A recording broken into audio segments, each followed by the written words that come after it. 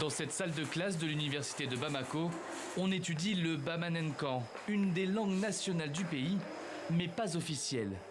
La seule langue qui a cet honneur, c'est le français. 60 ans après l'indépendance du Mali, les Maliens sont de plus en plus nombreux à vouloir du changement. C'est une langue qui est vraiment importante dans notre société car tous les Maliens, toute la population malienne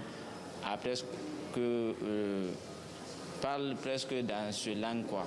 Donc c'est très important d'apprendre le bamanankan. Cette langue pourrait prendre du galon avec le nouveau projet de constitution proposé par la junte au pouvoir depuis 1 an et demi. Car au Mali, on parle plus de 70 langues, 13 sont reconnues langues nationales.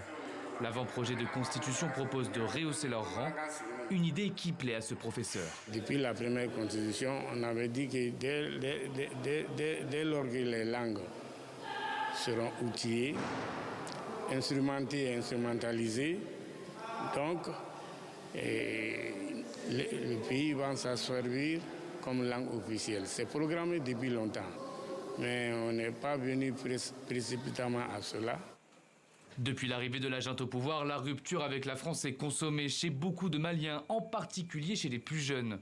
Mais ce n'est pas la première fois qu'un tel projet est évoqué et finalement abandonné.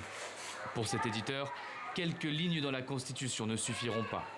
Certains processus-là ne se définissent pas dans un décret, ne s'énoncent pas à coup d'humeur.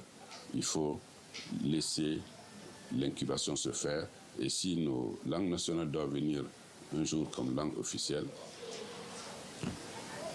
très certainement, elles vont s'établir.